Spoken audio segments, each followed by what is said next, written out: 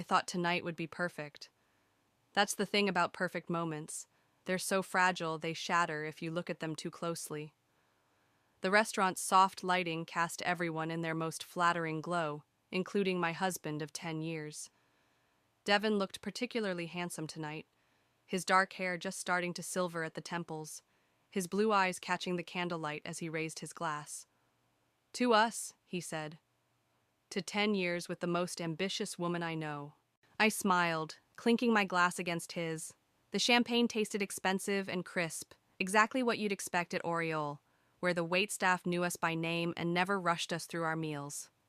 Devon had arranged everything: the corner table overlooking the city, my favorite flowers, even the small velvet box sitting between us that I was pretending not to notice. "You're staring at it," he said, amusement playing at the corners of his mouth. "I'm not," I lied, taking another sip of champagne. "Open it, Melanie." I set down my glass and reached for the box, feeling a flutter of anticipation. 10 years of marriage, and he could still make my heart race. I lifted the lid to find a pair of diamond earrings that caught the light so brilliantly I almost gasped. "They're beautiful," I said, genuinely moved. "Thank you." Only the best for the woman who built an empire alongside me. There was something in his tone, a slight edge I couldn't quite place, but I brushed it aside, slipping the earrings on and feeling their weight against my neck. "Speaking of empires," Devon continued, his voice dropping to that intimate pitch that always made me lean in closer, "I have some news about the company." My company. Well, our company, technically, but Meyer Consulting had been my brainchild, my late nights, my sacrificed weekends.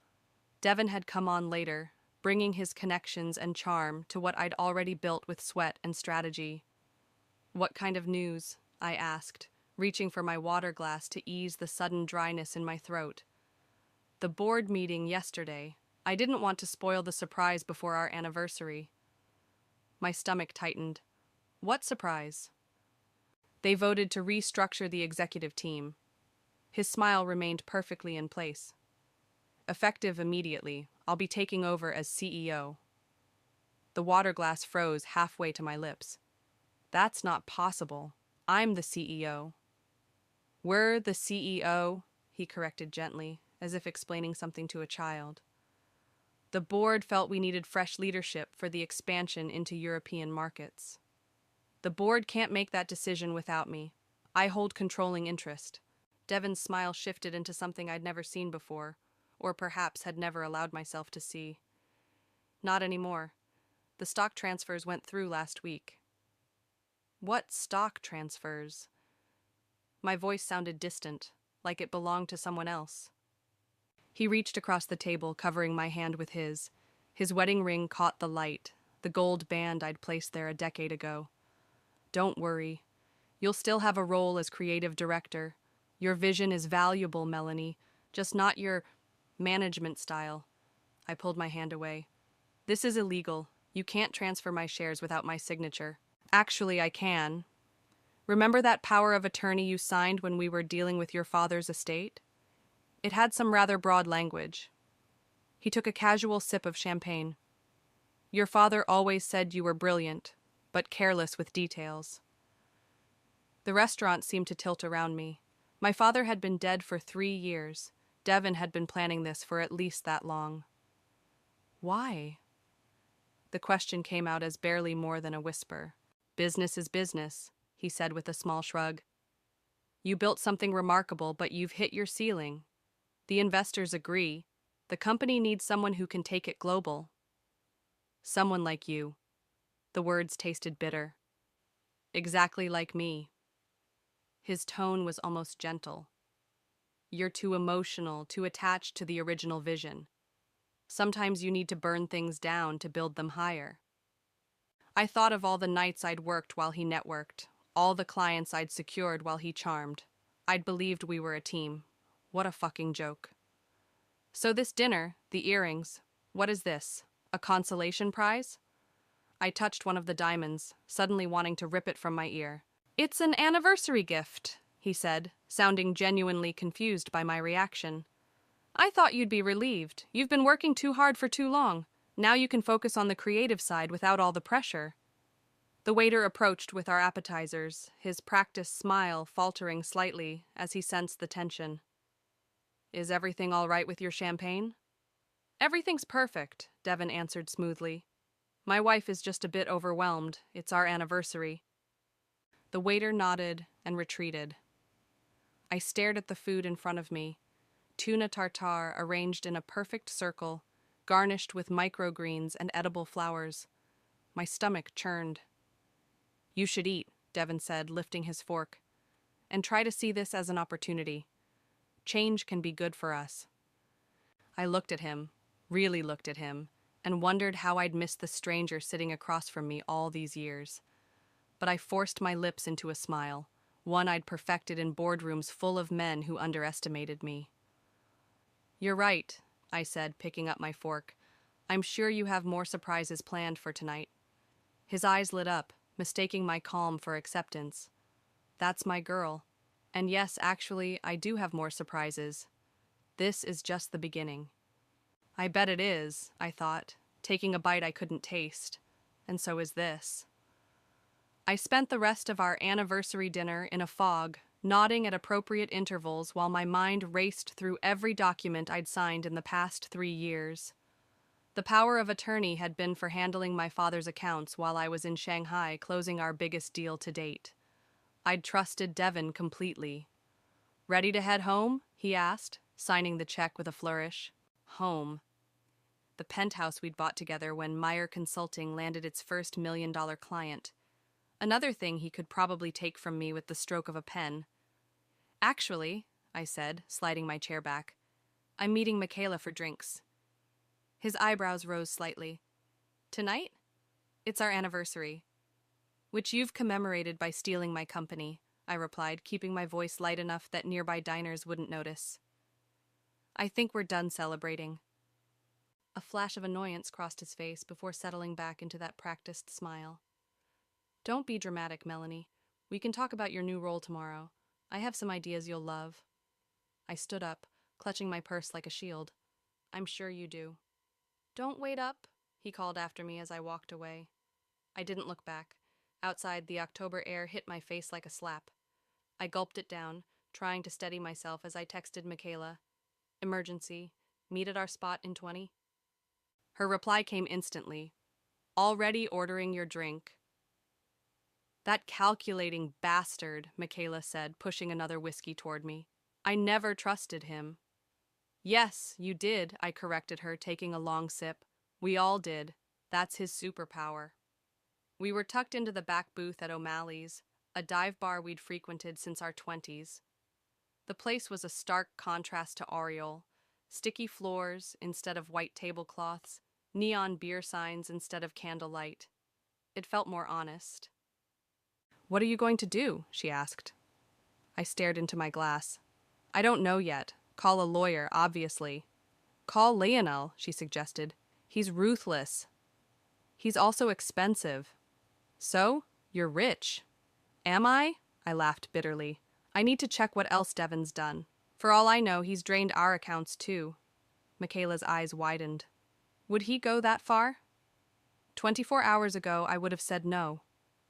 I finished my drink in one burning swallow. Now I have no idea what he's capable of. My phone buzzed with a text from Reagan, my executive assistant. Just heard the news. Call me when you can. My stomach dropped. He's already telling people at the office. Of course he is, Michaela said. He needs to control the narrative. I thought about Reagan.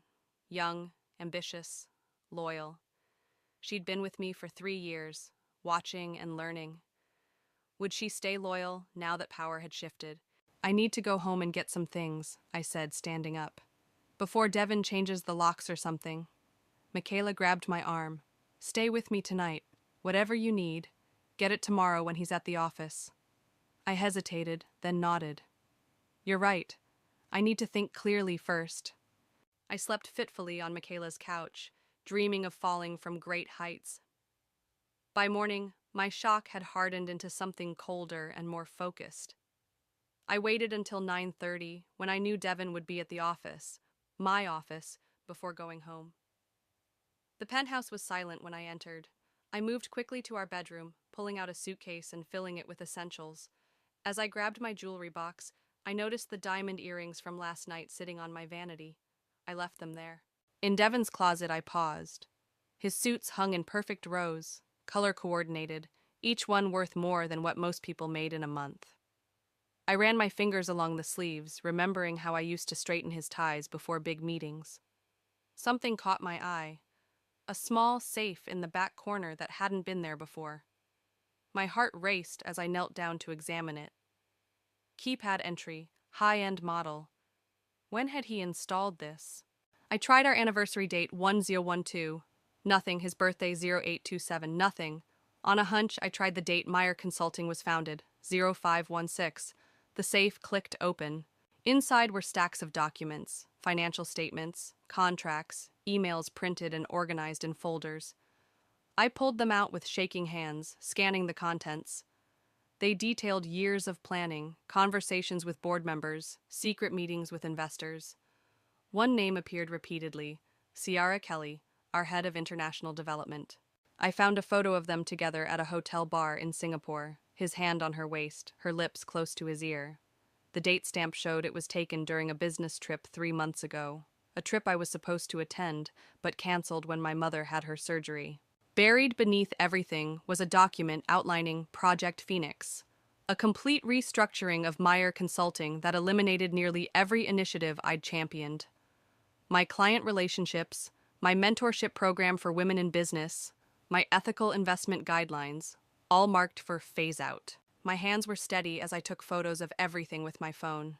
The grief I'd felt last night was burning away, replaced by something hotter and cleaner. This wasn't just business. This was personal. My phone rang. Reagan. I answered immediately. "Melanie," she whispered, "I don't have much time. There's an emergency board meeting at noon. Devon's announcing a merger with Apex Global."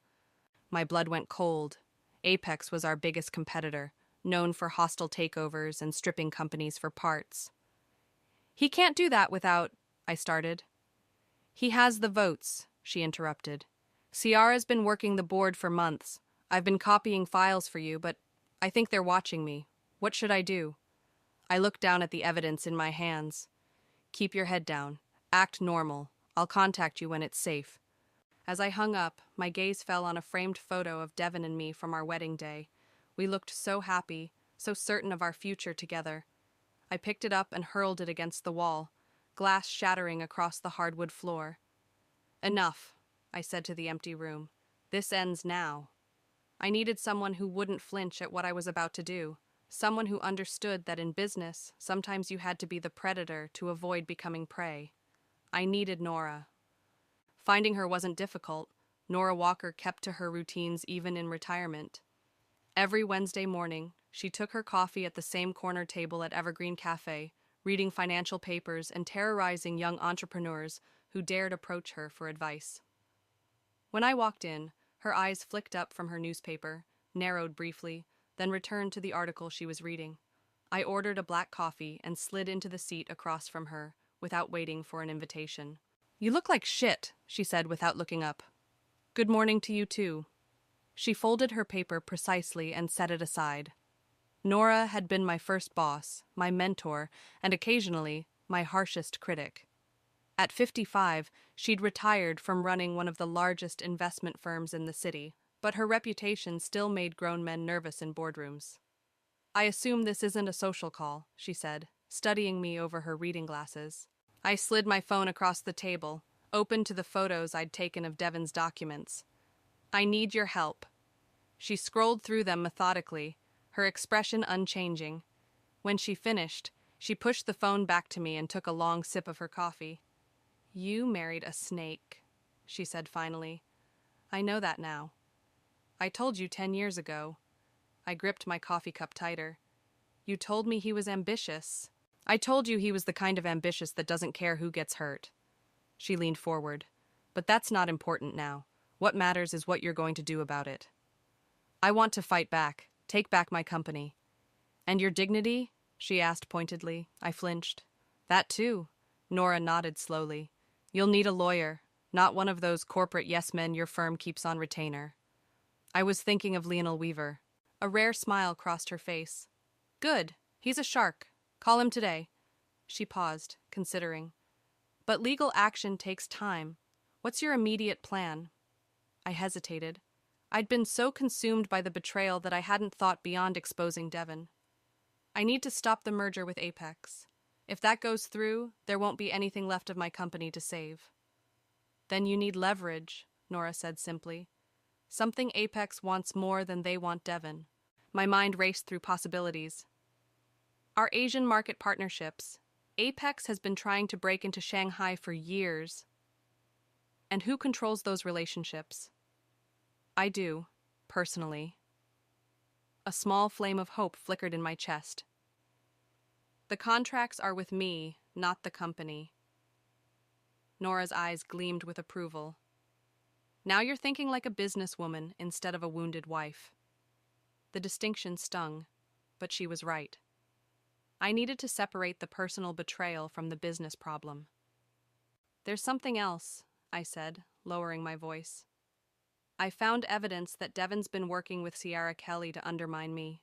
They've been close. Sleeping together? Nora asked bluntly. I nodded, the admission making my throat tight. Use it if you need to, she said without sympathy. But remember, exposing their affair might satisfy your pride, but it won't get your company back.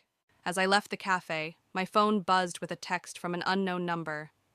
This is Lionel. Nora said you need help. My office, 2 p.m. Lionel Weaver's office was nothing like I expected.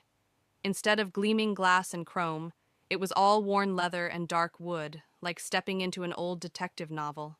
The man himself matched the decor. Rumpled suit, perpetual 5 o'clock shadow, eyes that missed nothing. So, he said after I'd laid out my situation, your husband stole your company using a power of attorney you signed. He's planning to sell it to your biggest competitor, and he's sleeping with one of your executives. That about covers it. He leaned back in his chair. And you want it all back? Yes. Why? The question caught me off guard. What do you mean, why? It's my company. Companies get bought and sold every day, he said, watching me carefully. You could take what's left of your money, start something new. Why fight this battle? I opened my mouth to answer, then closed it again. The truth was complicated. Yes, I wanted my company back, but this wasn't just about business. Because he thinks I'll just accept it, I said finally. Roll over and play the supportive ex-wife while he dismantles everything I built. My voice cracked slightly. He's counting on me being too embarrassed, too hurt to fight back. Lionel nodded slowly. That's better. Now we're getting somewhere. Can you help me? Maybe. He pulled out a legal pad. The power of attorney is our biggest hurdle. Do you have a copy? I shook my head. It was 3 years ago when my father died. We'll need to see exactly what you signed. In the meantime, we need to delay that merger. He scribbled something down. When's the vote? Tomorrow at noon. He looked up sharply. That's not much time. I know. Do you have any allies on the board? I thought about it. Maybe 1 or 2, but Devon's been working them for months. And what about this Reagan person, the assistant who called you? She's loyal to me, but she's young, scared. Lionel tapped his pen against the pad. Call her. Tell her to send any documents about the merger to this secure email. He wrote it down and slid it across to me. And Melanie? Be careful. Corporate espionage is still a crime, even when it's your own company. As I stood to leave, he added, One more thing. Where are you staying? With a friend. Good. Don't go home again, not until this is over. I nodded, but as I reached the door, a thought stopped me. Lionel, what if we can't stop this? What if I've already lost? He studied me for a long moment. Then we make sure Devon loses more. The words settled over me like a cold blanket. I'd come seeking justice, but what Lionel was offering sounded more like revenge. The frightening part wasn't that I was considering it. It was how right it felt. Call your assistant, he said quietly. We need those documents. I pulled out my phone, my fingers already dialing Reagan's number. Reagan's voice was barely above a whisper when she answered. I can't talk long. They've called an all-hands meeting in 10 minutes. I need the merger documents, I said, pacing outside Lionel's office. Everything you can find. Can you access Devon's email? No, but she hesitated. I have something better. Ciara left her laptop open when she went to lunch. I forwarded some files to my personal email. My heart raced. Reagan, that's risky, I know. But you do the same for me. The confidence in her voice surprised me. I'm sending them now. There's something else you should know. Devon's telling everyone you had a breakdown, that you're taking a mental health sabbatical. The words hit like a physical blow. A breakdown? He showed up this morning with this whole concerned husband act. Said you've been under too much pressure, that you'd been making erratic decisions. Her voice dropped even lower. People are buying it, Melanie. Even people who've worked with you for years. Of course they were. Devon had always been the charming one, the one who remembered birthdays and brought coffee to early meetings. I was the demanding one, the perfectionist who pushed for excellence. It wouldn't be hard to reframe my drive as instability. Send everything you can, I said. And Reagan, be careful. Always am. She paused. One more thing. There's a pre-merger celebration tonight at the Loft. Everyone's going to be there. Board members, Apex executives. Might be your last chance to talk to people before tomorrow's vote. After we hung up, I stood motionless, processing. Devon wasn't just taking my company. He was taking my reputation, my credibility, making sure that even if I fought back, no one would listen. It's worse than we thought, Lionel said, scanning through the documents Reagan had sent. We'd been holed up in his office for hours, piecing together Devon's plan. The merger isn't just a merger. Apex is going to absorb Meyer Consulting completely, then spin off the parts they don't want. Which parts? I asked, though I already knew. The foundation work, the mentorship programs, the ethical investment division. He looked up at me. Everything you cared about most. I stared at the wall behind him, where framed newspaper clippings chronicled his biggest legal victories. Would my downfall end up there someday? What about the power of attorney? I asked. He shook his head. It's ironclad. Devon had it drafted specifically to give him control over all your business interests, not just your father's estate. You signed it. Without reading it carefully enough, I admitted. We've all made that mistake. His tone was gentler than I'd heard before. The question is, what do we do now? I checked my watch. 6:30. The celebration would be starting soon. I'm going to that party, I said. Lionel frowned. That's not a good idea. You'll be walking into hostile territory. Exactly. They won't expect it. I stood up, smoothing down my wrinkled blouse. I need to change first. Melanie, he said, his voice serious. What's your plan here? I met his gaze steadily. To remind them who built Meyer Consulting, and to make sure they know exactly what they're throwing away. Michaela stared at me like I'd lost my mind. You want to crash a party where your cheating husband and his mistress are celebrating stealing your company? Yes. I rummaged through her closet, looking for something to wear. My own clothes were still at the penthouse. I need to borrow a dress. This is insane, she said, but she was already pulling out options. What if Devon makes a scene? He won't, I said with certainty. Public scenes aren't his style. He'll play the concerned husband, try to hustle me out quietly. She handed me a black dress with a neckline that dipped just low enough to be noticeable without being inappropriate. And what will you do? I'll talk to the board members, plant seeds of doubt about the merger. With what leverage? You said yourself that Devon has the votes locked up. I slipped into the dress and turned to the mirror. Without my usual polished appearance, with shadows under my eyes and my hair hastily styled, I looked different, vulnerable, human. Maybe that's my leverage, I murmured. Michaela appeared behind me in the reflection. What do you mean? Devon's painting me as unstable, right? The crazy wife who couldn't handle the pressure? I turned to face her. What if I lean into that? Just enough to make people uncomfortable, to make them wonder what else he might be lying about.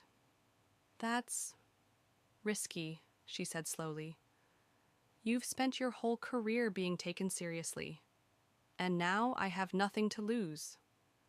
I slipped on the heels she'd laid out. Are you coming with me? She grabbed her purse without hesitation. Someone has to bail you out when this goes sideways. The loft was buzzing with conversation when we arrived, the city's skyline providing a glittering backdrop through floor-to-ceiling windows. I spotted Devin immediately, holding court near the bar, Kira at his side wearing a dress I recognized from my own closet. Conversations stuttered as people noticed me. A waiter offered champagne. I took a glass but didn't drink. "Melanie," came a voice to my right. "Marcus, one of the board members. We didn't expect to see you here." "Clearly," I said, smiling tightly. "I heard there was a celebration. Of course I wouldn't miss it." His eyes darted nervously toward Devin, who had now spotted me. "Devin mentioned you were taking some time off." "Did he?" I kept my voice light. How thoughtful of him to be concerned. But I'm feeling much better now. Clear-headed enough to wonder why my board is rushing into a merger without proper due diligence. Marcus's expression shifted from discomfort to wariness. "The documentation is quite thorough." "Is it? Have you seen the projections for what happens to our Asian partnerships after the merger?" "Because I have." Before he could respond, Devin appeared at his side, his smile fixed in place. "Melanie, this is a surprise." "Is it?" I met his gaze directly. "I thought you'd be expecting me. After all, we're still partners, aren't we? In business and in life?" The challenge hung between us. Around us, conversations had hushed as people strained to listen. "Of course," he said smoothly. "Though I'm concerned you're pushing yourself too hard. Why don't we talk privately?" As he reached for my arm, I stepped back, bumping into someone. My champagne splashed across the front of Kiara's dress. "Oh," I said, not bothering to sound sincere. "How clumsy of me." Kiara's mouth opened in shock as the champagne darkened the fabric of her dress. My dress. For a moment, the room went completely silent. "I think you've had enough," Devin said quietly, his fingers closing around my upper arm. To everyone watching, he probably looked like a concerned husband. Only I could feel how his nails dug into my skin. "You're right," I replied, voice carrying just enough to be heard by those nearest us. "I've had enough of a lot of things." His grip tightened. "Let's get you home." "I'm not going anywhere with you." I pulled away, turning to face the small crowd that had gathered. "I apologize for the interruption, everyone. Please, enjoy celebrating the dismantling of everything I've built over the last decade." Marcus stepped forward, discomfort evident on his face. "Melanie, perhaps this isn't the best venue." "For what? The truth?" I locked eyes with him. "Tell me, Marcus, did Devin show you the real projections for what happens to our Asian partnerships after the merger? Or just the fantasy numbers Apex provided?" A flash of uncertainty crossed his face. Good. A seed planted. "This is exactly what I was concerned about," Devin said, addressing the room with practiced sympathy. "Melanie's been under tremendous strain, making accusations, seeing conspiracies. Like the conspiracy of you sleeping with Kiara while planning to steal my company?" The words came out before I could stop them. Gasps rippled through the crowd. Kiara's face flushed deep red as she backed away, still dabbing at her ruined dress. Devin's expression hardened for just an instant before smoothing into concern again. "This is what I mean, these paranoid delusions.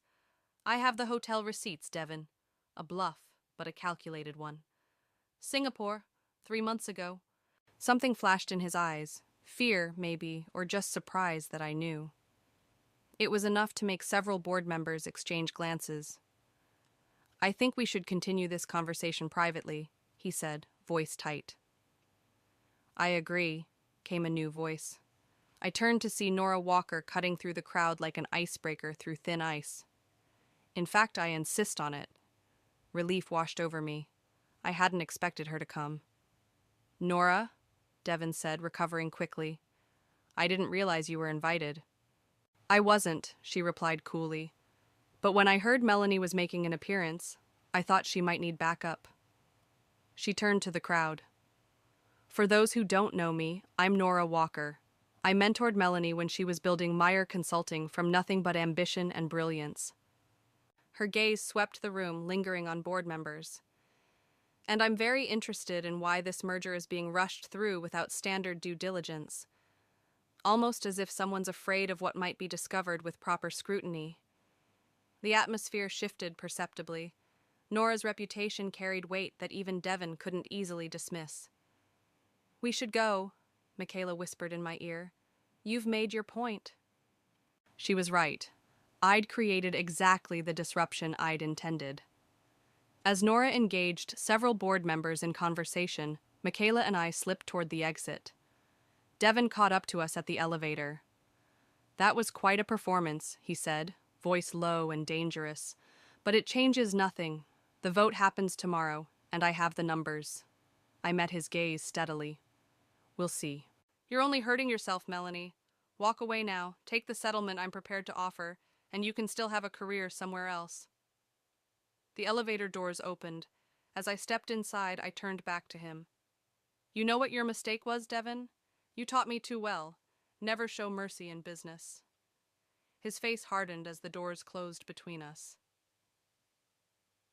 "That was either incredibly brave or incredibly stupid," Michaela said as we rode down to the lobby. "Maybe both."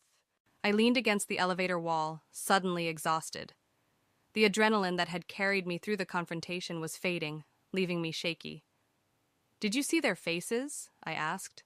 "The board members, they're having doubts." "Doubts aren't enough to change votes," she pointed out, "not when contracts are already drawn up." The elevator doors opened to the lobby, where a familiar figure waited. Reagan, her expression tense. "What are you doing here?" I asked, alarmed. "If Devon sees you—" "I had to risk it," she said, pulling me aside. "They fired me an hour ago, said I was accessing files I shouldn't have." My stomach dropped. "Reagan, I'm so sorry." "Don't be. I knew the risk." She glanced around nervously. "But there's something you need to know. The Apex CEO, Thomas, he's upstairs right now having second thoughts about the merger." "What? Why?" "Your Asian partners. When they heard about the merger, 3 of them called to say they'd pull out if Apex takes over. Apparently, they had some bad history with Apex in the past." My mind raced. The partnerships I'd cultivated personally over years of relationship building. Of course they'd be loyal to me, not the company structure. "This changes everything," I said. "If Apex is getting cold feet—" "Devon's scrambling to save the deal," Reagan continued. "He's offering Thomas something else to sweeten the pot." "What?" She hesitated. "Your client list, all your personal connections. He's promising Thomas that he can deliver them regardless of the partnerships." The betrayal cut deeper than I thought possible. Those relationships weren't just business assets. They were people who trusted me, who'd built their companies alongside mine. "He can't deliver what he doesn't have," I said, a new resolve hardening within me. "Those relationships are with me, not Meyer Consulting." Michaela touched my arm. "What are you thinking?" I pulled out my phone. "I need to make some calls, tonight." "To who?" "Everyone." I scrolled through my contacts. Every client, every partner, every connection I've made in the last decade. I'm going to burn it all down before I let Devon sell it off. Reagan's eyes widened. "That's nuclear. You'd be destroying your own company." "No," I said, the path suddenly clear before me. "I'd be saving what matters. The people, the relationships, the trust. Devon can have the empty shell." As we walked out into the night, I felt lighter than I had in days. For the first time since this began, I wasn't just reacting to Devon's moves. I was making my own. "I need a quiet place to work," I said. "This is going to be a long night." By 4 in the morning, my throat was raw and my ear burned from being pressed against my phone for hours. I'd spoken to clients in 3 time zones, partners across 2 continents, and every industry connection who would take my call at an ungodly hour. "That's the last one," I said, setting my phone down on Michaela's kitchen table. Reagan had fallen asleep on the couch hours ago, but Michaela had stayed up, making coffee, and occasionally squeezing my shoulder when a particularly difficult call ended. "How many agreed?" she asked, sliding a fresh mug toward me. 17 major clients, 9 partners. I rubbed my eyes. "All willing to follow me if I start something new." "That's incredible, Mel." "It's not enough." I stared into the coffee. "Not to stop the merger, but it's enough to make it a hollow victory for Devon and Apex." Michaela sat across from me. So what's the next step? Sleep, hopefully. I attempted a smile. Then I meet with Lionel at 8 to go over our legal options. You should at least try to rest, she said, glancing at her watch. You've got less than 3 hours. I nodded, though I knew sleep would be impossible. Every time I closed my eyes, I saw Devon's face. Not angry, but disappointed, like I was a misbehaving child. That patronizing look he'd perfected over the years, the one that had always made me second-guess myself. What if I'm making a mistake? I asked quietly. Burning everything down like this? Michaela studied me for a long moment. Do you remember what you said when you started Meyer Consulting? When everyone told you the market was too crowded, the timing was wrong? I smiled faintly. That sometimes you have to tear down the old to build something better. Exactly. She reached across the table and squeezed my hand. Get some rest. The tearing down part is almost over. Tomorrow you start rebuilding. Leonel's office looked different in the harsh morning light. Less film noir, more pragmatic workspace. Or maybe it was just my exhaustion altering my perception. You look like you haven't slept, he said as I slumped into the chair across from his desk. Astute observation. Is that why they pay you the big bucks? He smiled slightly. That, and my charming personality. He pushed a folder toward me. I've been doing some digging into Apex. Their financials aren't as solid as they want people to believe. I flipped through the documents, trying to focus my bleary eyes. How does this help us? It doesn't stop the merger, he admitted. But it gives us leverage for your exit package. If Apex is overextending to make this acquisition, they'll want to avoid any additional complications. Like a messy public lawsuit from the founder? Exactly. He leaned forward. Melanie, I need to ask you something important. What do you want out of this? I blinked at him. What do you mean? I mean, what's your end game? Do you want money, revenge, your company back? Because each of those requires a different strategy. The question caught me off guard. I'd been so focused on stopping Devon that I hadn't clearly defined what victory would look like. I paused, really thinking about it. I want to protect what I built, the relationships, the culture, the mission, and I want Devon to face consequences for what he did. Lionel nodded slowly. Then we need to be smarter than just burning it all down. We need to be strategic. My phone buzzed with a text from Reagan. Emergency. Board meeting moved up to 10 a.m. Devon knows what you're doing. Shit, I muttered, showing Lionel the message. We're running out of time. He checked his watch. It's 8:30 now. Not much time to prepare. Prepare for what? We can't stop the vote. No, he agreed. But you can be there when it happens. The Meyer Consulting boardroom fell silent when I walked in at 9:55. 8 board members sat around the polished table, with Devon at the head. His eyes widened briefly before narrowing. Melanie, he said, recovering quickly. This is a closed meeting.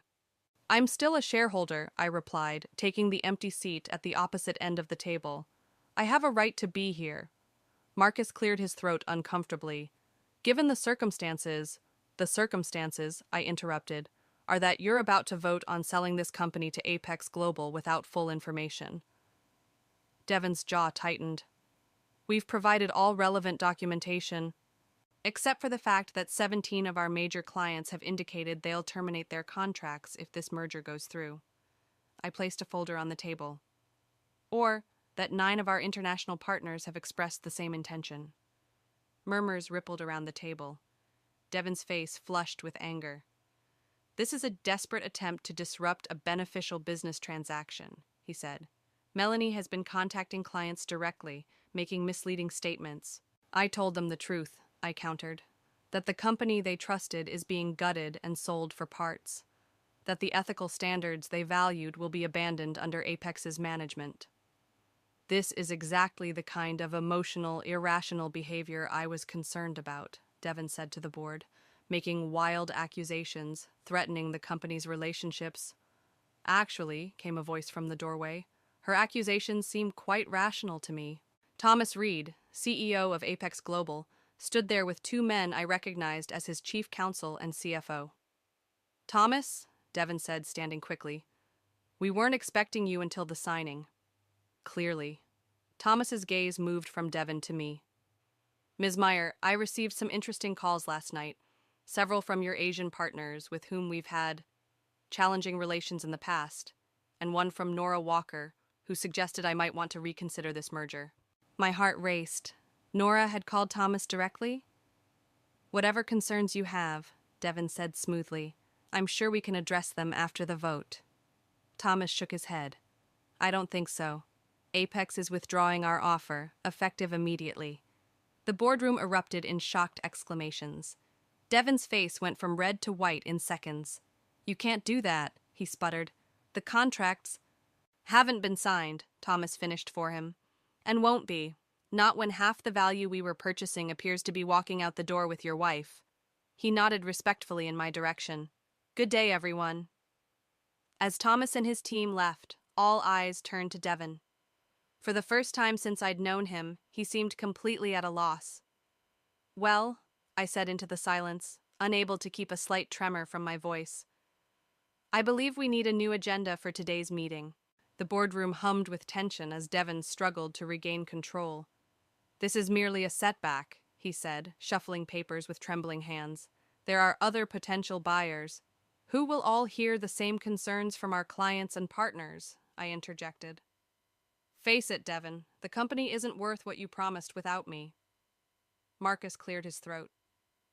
Perhaps we should adjourn to consider our options. No, I said firmly.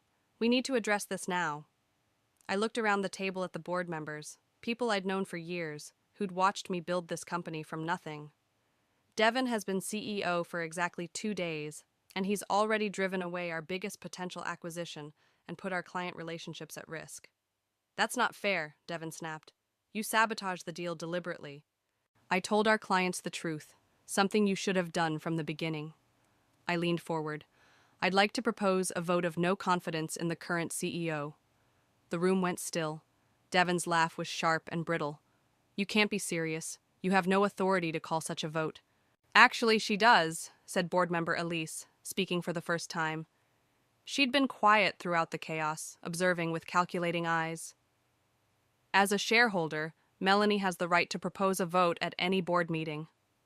A vote that will fail, Devon said confidently. I control the majority of shares. Do you? I pulled out my phone and opened an email. Because I just received confirmation from my attorney that your power of attorney has been temporarily suspended pending investigation of potential fraud and misrepresentation. Devon's face went slack. That's impossible. Not when Nora Walker calls in favors from a judge she's known for 30 years. I smiled thinly. The suspension is only temporary, but it's enough for today's purposes. I could see Devon calculating rapidly, his eyes darting from face to face around the table, assessing who might still be loyal to him. Even without my shares, you don't have the votes, he said, but uncertainty had crept into his voice. Let's find out. I looked at Marcus. As board chair, would you please call the vote? Marcus hesitated, glancing between Devon and me. I could see the calculation in his eyes, which side to choose, which horse to back. Finally, he nodded. I call for a vote of no confidence in Devon Meyer as CEO of Meyer Consulting. He looked around the table. Those in favor? Elise's hand went up immediately. Then another board member, then another. I held my breath as the count reached 4, a tie with those still loyal to Devon. All eyes turned to Marcus, whose hand remained on the table. The deciding vote. Marcus, Devon said, his voice low and persuasive, think about what you're doing. Everything we've discussed for the future of this company? I am thinking about the future, Marcus replied quietly. He raised his hand. In favor. The air left Devon's lungs in an audible rush. This is a mistake, he said, looking around the table. A terrible mistake that you'll all regret. The vote carries, Marcus announced, ignoring him. Devon Meyer is removed as CEO, effective immediately. He turned to me. The board will need to appoint an interim CEO while we conduct a proper search. I'd like to nominate Melanie Meyer to return to her position, Elise said promptly. My heart skipped. I hadn't expected this. Had been prepared to walk away, start something new. But looking around at the boardroom, at the company I'd built, I felt a surge of possessiveness so strong it nearly took my breath away. Second, said another board member. Marcus nodded. Those in favor? This time all hands went up except Devon's remaining loyalists. It was enough. Congratulations, Melanie, Marcus said. Welcome back. Devon stood abruptly, his chair scraping against the floor. This isn't over, he said, voice tight with fury. You think you've won, but you've just declared war. I met his gaze steadily. No, Devon. The war is over. You lost. As he stormed toward the door, I called after him. One more thing. He paused but didn't turn. I want my dress back. The black Valentino that Chiara was wearing last night. Have it dry cleaned and sent to my office. A muscle twitched in his jaw as he walked out without another word. The room exhaled collectively. Marcus turned to me. What now? I took a deep breath, feeling the weight of responsibility settling back onto my shoulders. It felt right. It felt like coming home. Now we rebuild, I said, starting with calling Thomas Reed to apologize for the confusion and see if Apex might be interested in a strategic partnership instead of an acquisition. As the board members nodded approvingly, I felt a strange sense of gratitude toward Devon. In trying to destroy me, he'd forced me to fight for what mattered, and in the process, discover just how strong I really was. If you'll excuse me, I said, standing up, I need to make some calls. We have clients and partners to reassure. I walked out of the boardroom with my head high, past the desk where Reagan had sat, past the corner office that had briefly been Devon's, to the large glass-walled space that had always been mine. My name was still on the door. Inside, I ran my fingers along the edge of my desk, reacquainting myself with its smooth surface. Through the glass walls, I could see employees watching me, whispering to each other. News traveled fast. I picked up the phone and dialed Michaela first. It's done, I said when she answered. I'm back. Never doubted you for a second, she replied, but I could hear the relief in her voice. As I hung up, I noticed a small velvet box on my desk, the diamond earrings Devon had given me on our anniversary. There was no note, no explanation for how they'd gotten there. I opened the box, looking at the sparkling stones that had once seemed so beautiful. Now they just looked cold and hard, like Devon's eyes when his mask had finally slipped. I closed the box and dropped it into my desk drawer. Some gifts were too expensive, no matter how they sparkled. The divorce papers arrived on my desk exactly 1 week after the boardroom showdown. I signed them without hesitation, a quick scrawl that ended 10 years of marriage in less time than it takes to approve an expense report. The irony wasn't lost on me. Are you sure you don't want to negotiate for more? Lionel asked as I handed the papers back to him. He's offering a clean split just to avoid publicity, but we could push for... I don't want anything from him, I said. Just my freedom and my company. Lionel nodded, tucking the papers into his briefcase. For what it's worth, I think you're making the right choice. Clean breaks heal faster. After he left, I stood at my office window, watching the city buzz below. The past week had been a blur of client meetings, staff reassurances, and damage control. I'd barely had time to process what had happened, let alone how I felt about it. My intercom buzzed. Melanie, Reagan's here to see you. I smiled at the sound of my new assistant's voice. Send her in. Reagan entered, looking more polished than I'd ever seen her, tailored blazer, confident stride.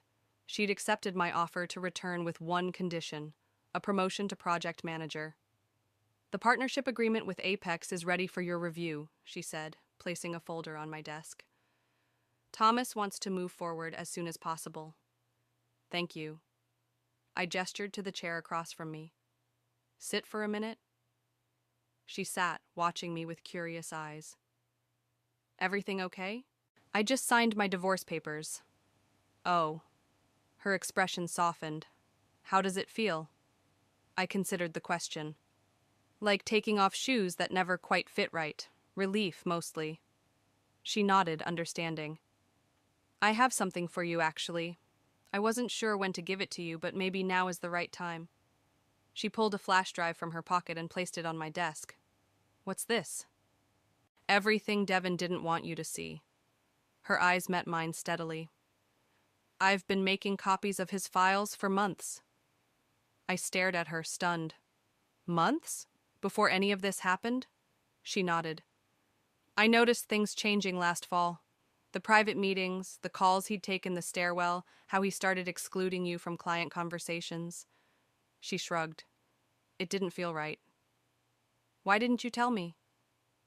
Would you have believed me? She asked simply. You trusted him. The truth of it stung. I wouldn't have believed her, would have defended Devon, maybe even fired Reagan for disloyalty. Thank you, I said, picking up the flash drive, for seeing what I couldn't. After she left, I plugged it in, not sure what to expect. What I found was worse than I'd imagined. Emails dating back 18 months, detailing Devon's plan to push me out, conversations with board members, carefully cultivating their support, financial projections doctored to make my initiatives look less successful than they were, and there, in a folder labeled Contingencies, a document outlining exactly how he'd use my father's death against me. He'd planned it all while holding me as I cried, while promising to handle the details so I could grieve. My hands shook as I closed the files.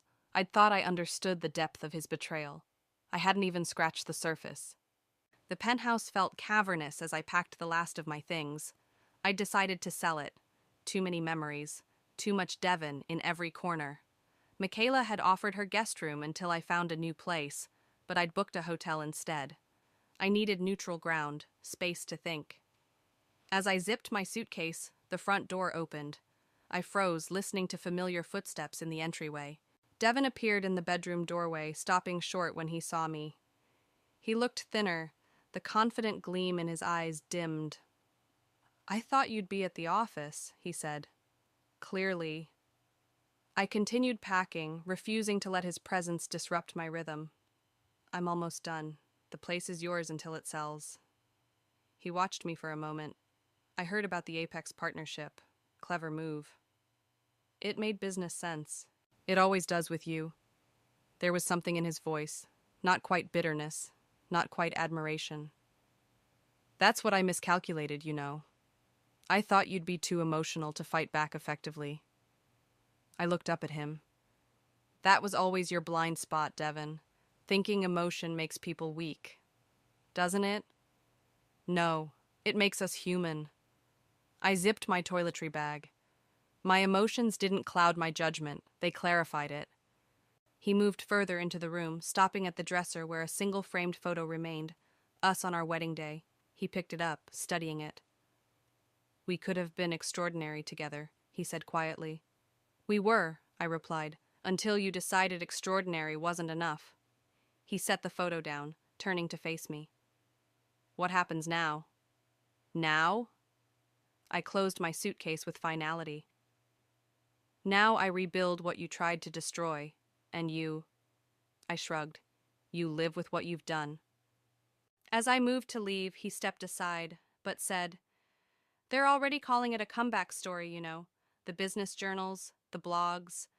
Melanie Meyer's triumphant return. They're painting you as the victim who fought back.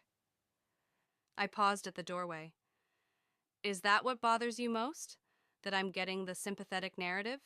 What bothers me is that you're letting them define you by your relationship to me. The wife who was betrayed. The woman who took back what her husband stole. His eyes met mine. You're more than that, Melanie. You always were. The words hit with unexpected force. Even now, he could see parts of me others missed. You're right, I said. I am more than that, and I always was. I picked up my suitcase. That's why you lost. I walked out without looking back, the weight of the past 10 years lifting with each step. In the elevator, I pulled out my phone and called Nora. It's done, I said when she answered. I'm officially divorced and homeless. Perfect timing, she replied. I've been thinking about our conversation last week. The foundation you want to start for women entrepreneurs. I'd like to be your first investor. I smiled, stepping out into the lobby. I was hoping you'd say that. One condition, she added. We name it something other than the Meyer Foundation. New beginnings deserve new names. Outside, the city stretched before me, full of possibilities I hadn't let myself see before. Buildings I'd walked past 1,000 times suddenly looked different. Not landmarks in a familiar landscape, but potential spaces for whatever I decided to build next. I like the sound of that, I said, hailing a taxi. New beginnings, new names. As the taxi pulled away from the curb, I didn't look back at the building where I'd lived with Devin. There was nothing there I needed anymore. Some people spend their whole lives becoming who they're meant to be. I'd done it in a week,